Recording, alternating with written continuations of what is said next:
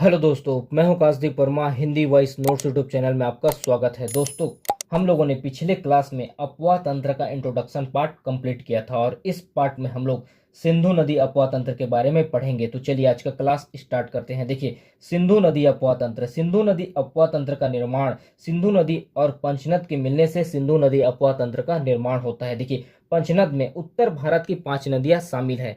चिनाब नदी, झेलम नदी, रावी नदी, सतलज नदी और व्यास नदी।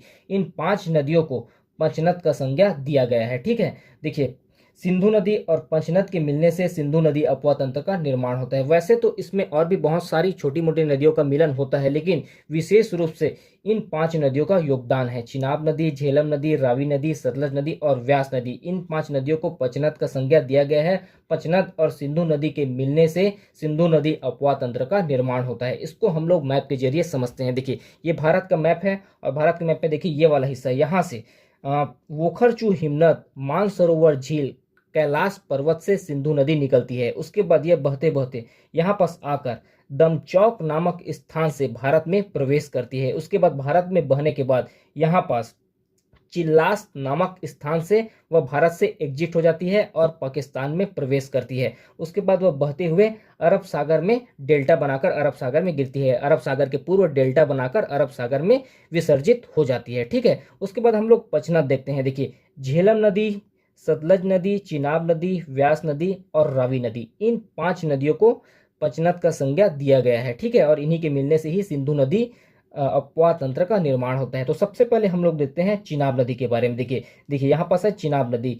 चंद्रभागा पहाड़ी पारालाचा दर्रा से चिनाब नदी निकलता है। उसके बाद ये ऐसा बहते हुए आकर यहाँ पास सिंधु नदी में मिल जाता है। ठीक है, उसके बाद देखते हैं हम लोग झेलम नदी। देखिए, झेलम नदी शेषनाग झील से निकलता है और यह बहते हुए चिनाब नदी में यहाँ पास आकर मिलता है। ठीक है, उसके बाद हम लोग नीचे आते हैं, देखते हैं यहाँ पास रावी नदी। देखिए, रावी नदी रोहतांग दर्रा जिला कांगड़ा हिमाचल प्रदेश से निकलता है और यह चिनाब नदी में आकर यहाँ पास मिल जाता है। ठीक है, उसके बाद देखते हैं नीचे में यहाँ पास है हम लोगों का व्यास नदी। व्यास नदी जो है कुल्लू घाटी हिमाचल प्रदेश से निकलता है। उसके बाद वह यहाँ पास आकर सतलज नदी में मिल जाता है। ठीक है, उसके बाद देखते हैं हम लोग यहाँ पास सतलज नदी। देखिए, सतलज नदी राकस्तार झील से निकलता है। उसके बाद यह बहते हुए यहाँ पास आकर चिनाब नदी में मिल जाता है। तो इन 5 नदियों को पंचनद का संज्ञा दिया गया है। ठीक है, और ये 5 नदियों का धारा यहाँ पास आकर सिंधु नदी में पाकिस्तान में एक स्थान है जिसका नाम है मिठानकोट। तो पाकिस्तान के मिठानकोट में आकर पंच नदियों का धारा या जल यहाँ पास आकर मिलता है। मिठानकोट में पंच नद का धारा आकर मिलता है सिंधु नदी में। ठीक है, देखिए, उसके बाद देखते हैं हम लोग सिंधु नदी। सिंधु नदी का उद्गम स्थल है वोखरचू हिमनद, मानसरोवर झील, कैलाश पर्वत से सिंधु नदी निकलती है। ठीक है, सिंधु नदी का प्रवाह क्षेत्र देखते हैं। चीन, भारत और पाकिस्तान, इन तीनों देशों में सिंधु नदी का प्रवाह क्षेत्र है। सर्वाधिक वह पाकिस्तान में सिंधु नदी का प्रवाह क्षेत्र है। देखिए, यहाँ पास सिंधु नदी चीन में बहता है, उसके बाद यहाँ पास भारत में, उसके बाद यहाँ पर ये पूरा एरिया जो है पाकिस्तान का एरिया है। ठीक है, देखिए, सिंधु नदी का जो लंबाई है वह 3180 किलोमीटर है, लेकिन भारत में सिंधु नदी 1114 किलोमीटर की लंबाई तय करता है। इतना दूरी तक भारत में बहता है। देखिए, सिंधु नदी का जो टोटल लंबाई है वह 3180 किलोमीटर है, लेकिन सिंधु नदी भारत में 1114 किलोमीटर बहता है। ठीक है, सिंधु नदी भारत में दमचौक नामक स्थान से प्रवेश करता है। ठीक है, और सिंधु नदी का अंत भारत में चिल्लास नामक स्थान से होता है। उसके बाद सिंधु नदी पाकिस्तान में प्रवेश करती है। ठीक है, सिंधु नदी पर परियोजना है नीमो बांजगो परियोजना। इसका उद्देश्य है जल विद्युत। ठीक है, सिंधु नदी समझौता देखते हैं। देखिए, सिंधु नदी समझौता जो हुआ था वह 1960 में हुआ था। सिंधु नदी समझौता जो हुआ था 1960 में हुआ था। यह समझौता भारत व पाकिस्तान के बीच हुआ था और सिंधु नदी समझौता को विश्व बैंक के द्वारा करवाया गया था। देखिए, सिंधु नदी समझौता 1960 में हुआ था।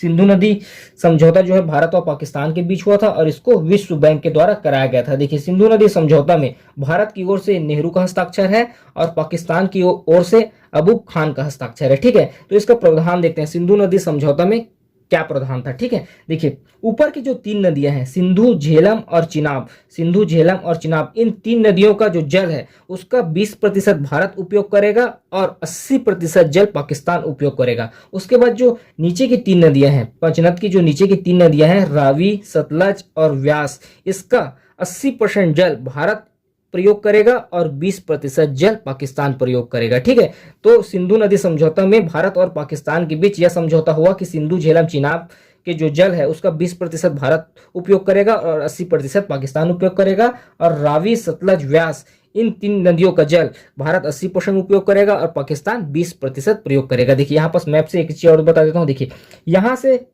जो टोटल लंबाई है सिंधु नदी का जो टोटल लंबाई है वह 3180 किलोमीटर है, लेकिन भारत से देखिए यहां से यहां तक का लंबाई 1114 किलोमीटर है। सिंधु नदी यहां से लेकर यहां तक 114 किलोमीटर भारत में बहती है। ठीक है, सिंधु नदी यहां पर दमचौक नामक स्थान से भारत में एंट्री करती है, उसके बाद यहां पर है चिल्लास नामक स्थान से वो उसका एंड हो जाता है और पाकिस्तान में प्रवेश करती है। ठीक है, ये वोखरचू, हिमनद, मानसरोवर झील, कैलाश पर्वत से सिंधु नदी निकलती है। उसके बाद कुछ महत्वपूर्ण तथ्य देखते हैं। देखिए सिंधु नदी लद्दाख तथा जास्कर पर्वत श्रेणियों के मध्य होकर बहती है। सिंधु नदी लद्दाख तथा जास्कर पर्वत श्रेणियों के मध्य होकर बहती है।